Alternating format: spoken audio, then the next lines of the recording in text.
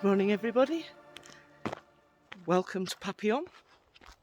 It's a beautiful, beautiful morning. It's supposed to rain today, so making the most of it while the sun's shining. And I'm going to explore a bit of a new area today, and hopefully there's something of interest there. So come along, come for the walk. Let's see what we find.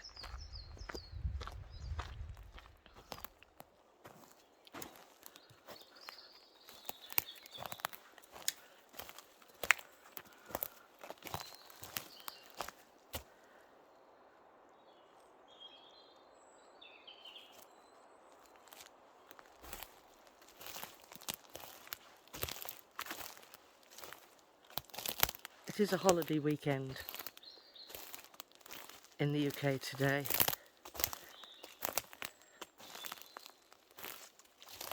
So I've come out nice and early before any tourists hit the road.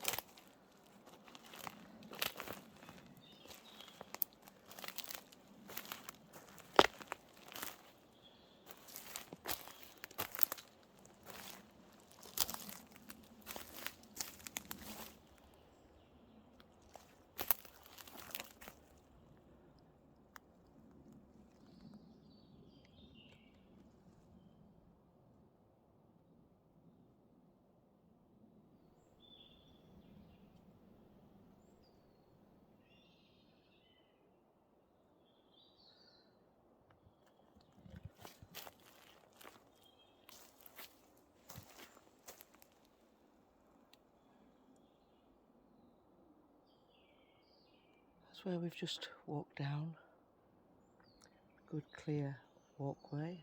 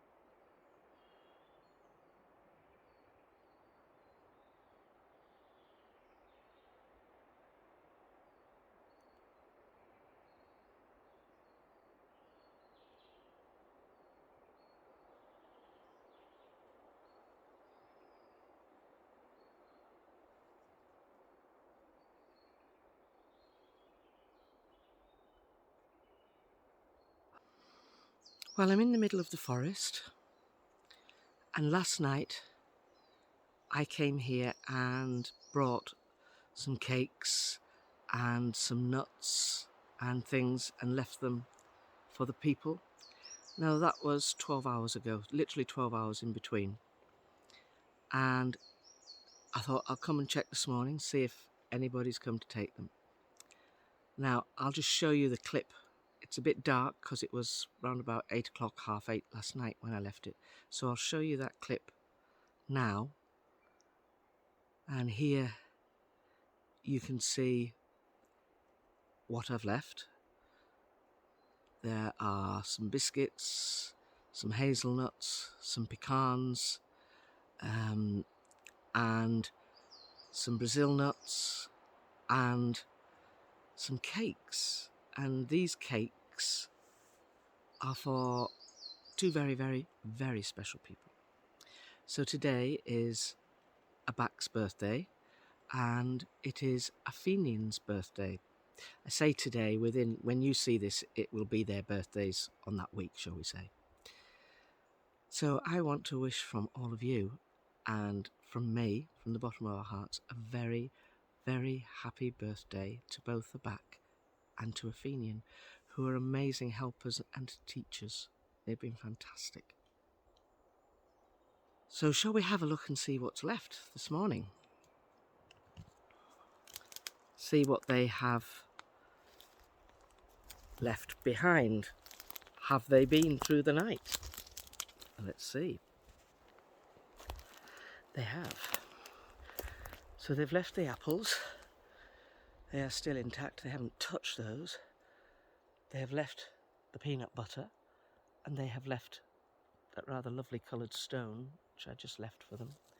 All the bags of nuts have gone, completely gone. There is just this one remaining one with hazelnuts in that has, I don't know, 4 or 5 hazelnuts in. Now I'm having a look at this.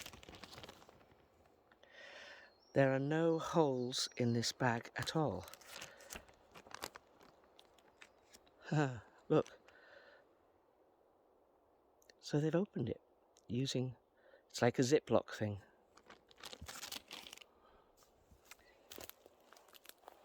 I don't know many squirrels that can do that, but that takes hands. So the cakes have gone. That plastic carton of cakes completely gone. They have spilled a few of the hazelnuts on here. Isn't that fantastic? That's made my day. Actually, it's made my day. So, a Bach. I don't believe he is here at the moment. I think that he is in Eastern Europe. And I think he is with other leaders there who are guiding the people that live in Eastern Europe. I think they are guiding them to the north, out of harm's way. And I sort of hear Finland area. So that would be the peoples of Poland that are right on the border of Ukraine, the Ukrainian families. And I think they're just doing a belt and braces, because they are aware of what happens in the world. They are aware of our news and things. I think they would sense the vibrational dangers in certain areas, and I think they must be probably on edge regarding what is happening in the Ukraine. And certainly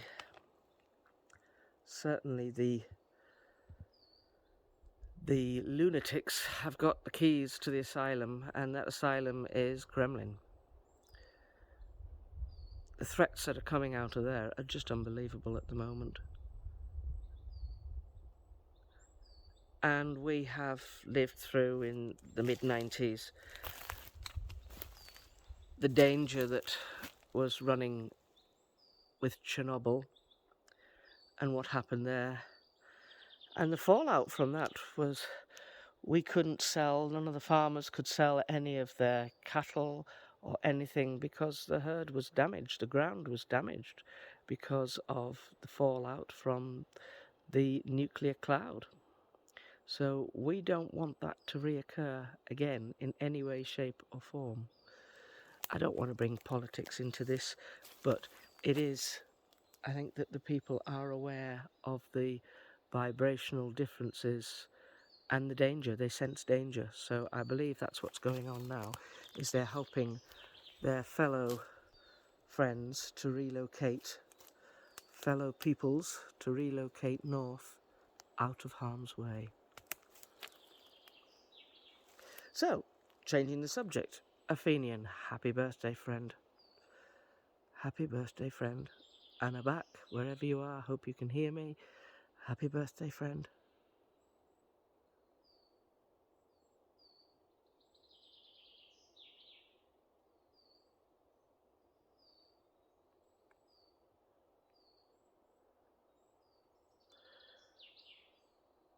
So let's move on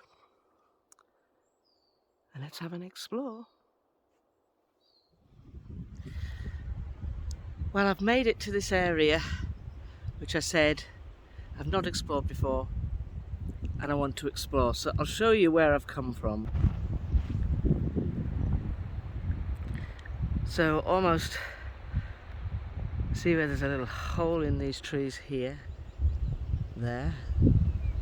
I'm parked about 1.5 miles behind that. So walked all this distance across the grass here. Now this area here, you can see where it's all been forested. Do you remember where we had the stump that had all the light showing faces on the tree stumps?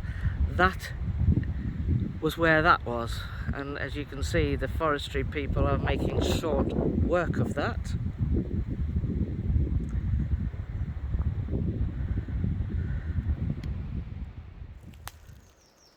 So as you can see here, there are many different types of trees. It's a good variety, so I suspect that the Forestry Commission has used this to test out what grows best on the soils.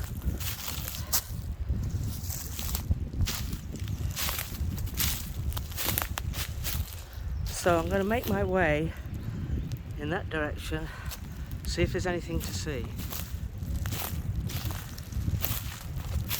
It's really breezy today, so I'm sorry about that. This is all just natural falling.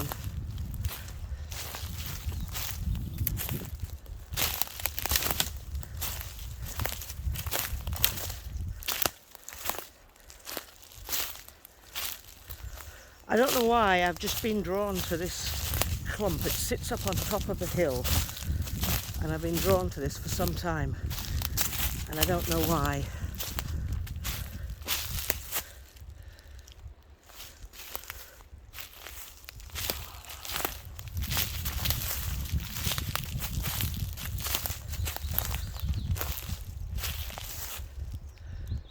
That looks interesting. Mirror image of each other. One tuning fork coming towards me, one tuning fork going upwards. See here, this direction, and then up there.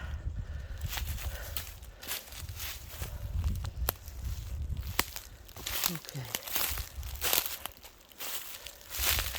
Completely different type of trees being grown here. Much more light and space. The Forestry Commission do these little areas where they test out different trees and things on the ground, see what grows best. Just a thought, I wonder if that's what this is. Clearly not supposed to be here, but Catch me if you can. Not a bark missing off that tree.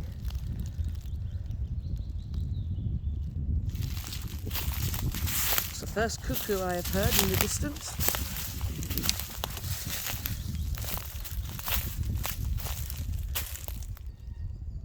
Can you hear it?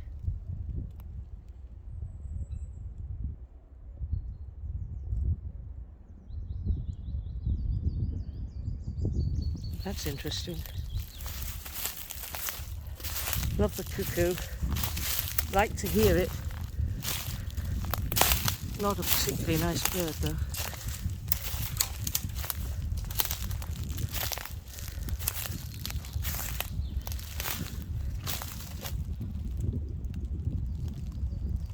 Keep going. Now this is really only accessible when it's very, very dry like today. And we've had 3 weeks of dry weather because the ground leading up to it is really, really boggy. Very boggy. Just look at these lovely colours on these trees. Aren't they beautiful? Jade green, light green. Look at that. I just think they're gorgeous colours.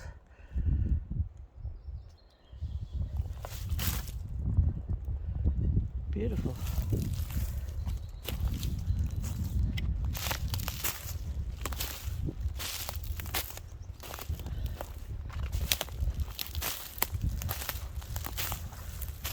So for some reason, everything about this forest here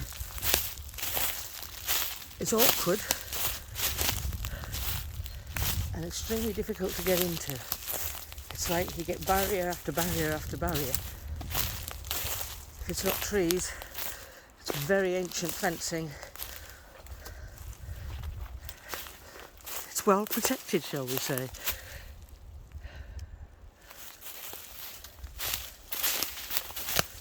Just find that quite interesting.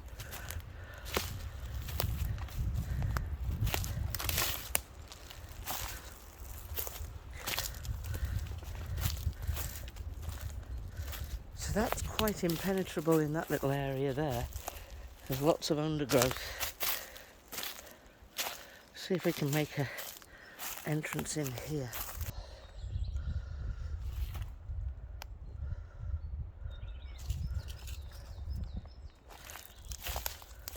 Lots of little lizards, some adders. These are snakes. They are poisonous. Give you a very nasty bite. And they're out basking in the sun. Loads of deers. I've seen badger poo. And a little thing called pine marten. I've seen their sprained poo, whatever you want to call it. Seen that around as well. So quite a lot of wildlife.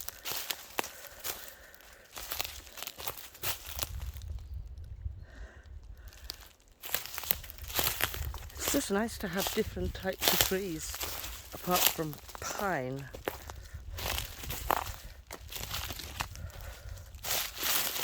I mean, these must be very old, must be about 100 years, I would say, because they're all planted in a line, so at some stage a farmer has planted those. You know, it's planting rather than natural growth.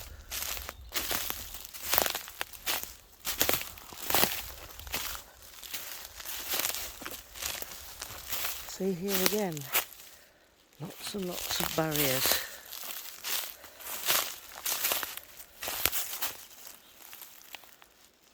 That's all collapsed, all that end. So I'm wondering if that route somehow through there is going to be my only route in. It's quite complex.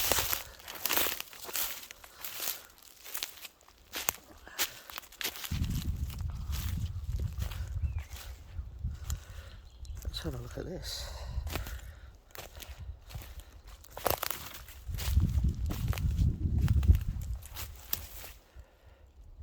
Wow.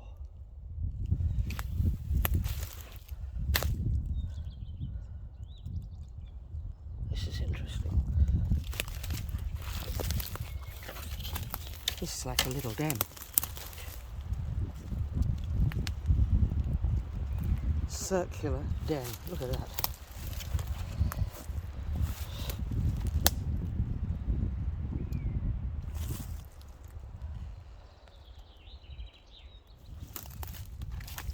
Let's see if I can catch it from over here. All around that tree.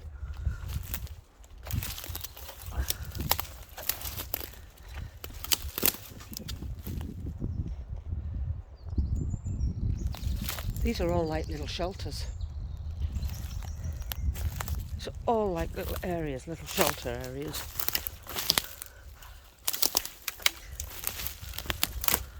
Where you can gather and sit.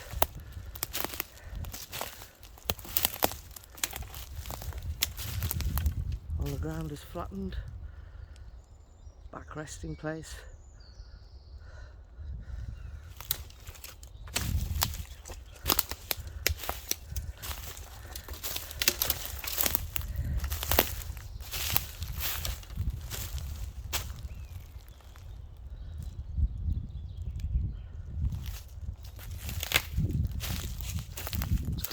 Protected. We have a very big bird above us somewhere. I think it's peregrine. Either a goshawk or peregrine falcon. I can hear it, but I can't see it.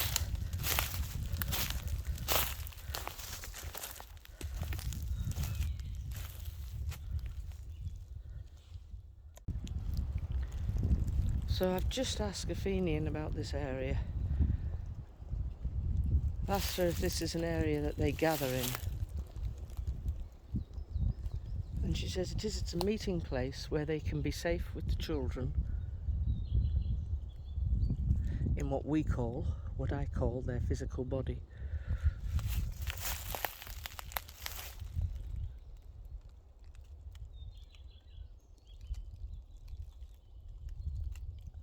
It's nice to meet with extended family.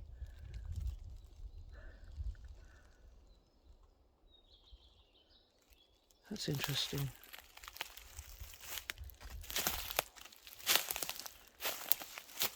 It did feel very much like it was a gathering place. It was so round and secure that if you had small ones, small children, they would be able to meet in this area too.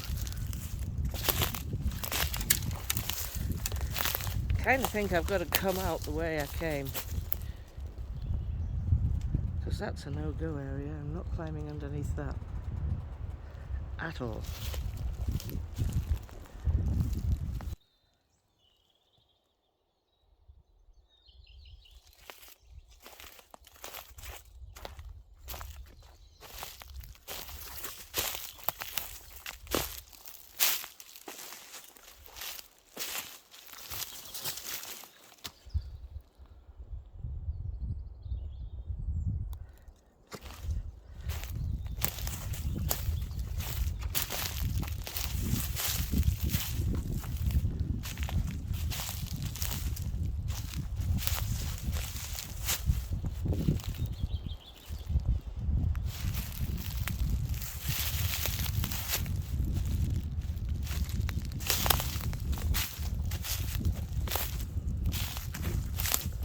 Now the fun part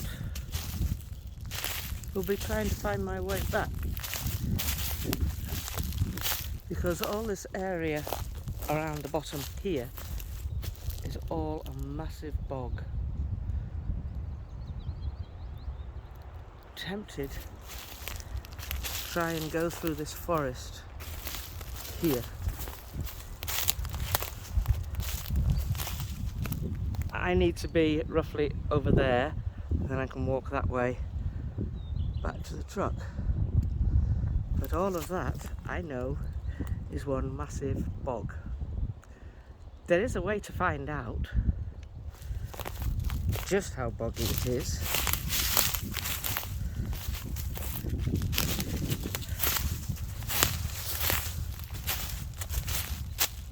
But that might be a bit silly.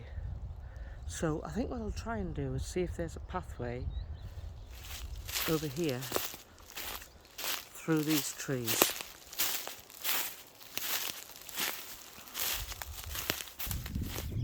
So the trees up on the top of the hill, you might be able to just see up here, all those trees, that's where we've come from. You can see the swampy bit in front, but all that level ground across here is all swamp.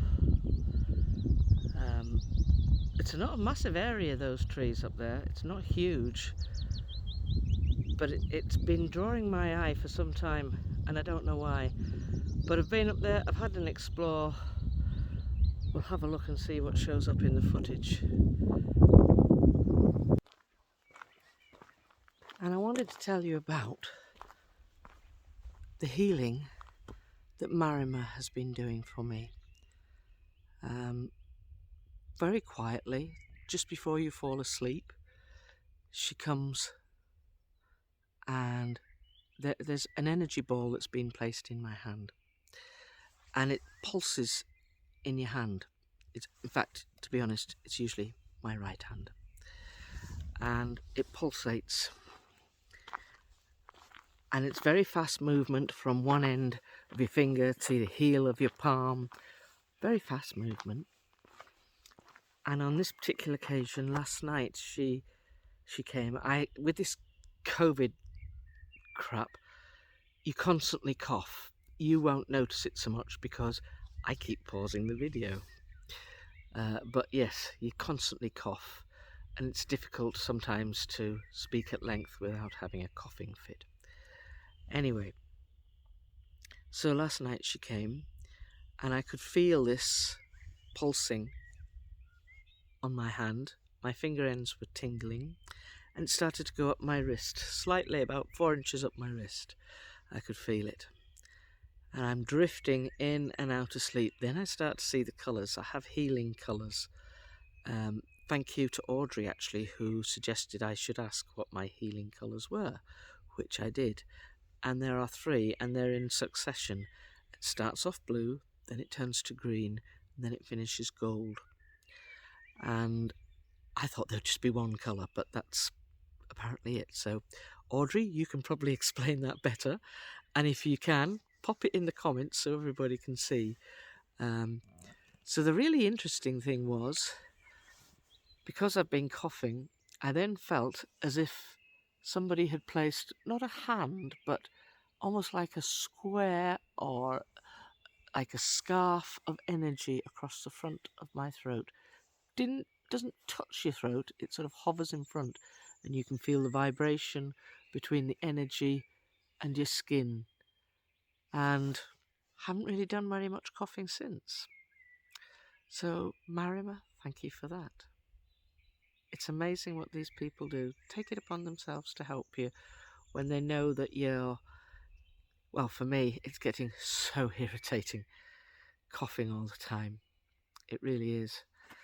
But that's the remainders of what COVID does, and anybody that's having it now, they'll understand. It's difficult to talk for a long length of time without having to drink a lot of water or just have a serious coughing fit. And no one's allowed to cough these days because everybody looks at you and thinks, oh, you've got COVID. At which point you really want to surprise them and say, yeah, what of it? So, I thought I'd tell you that. The healing that this family has helped with has been utterly amazing. And, oh boy, have I felt some benefit from it. When I've had pain in my back, I'm aware of like this blanket of energy right down my back. It's where you need it. It's just where you need it. And they're masters at what they do. Fabulous, isn't it? Feel very honoured. Very, very honoured.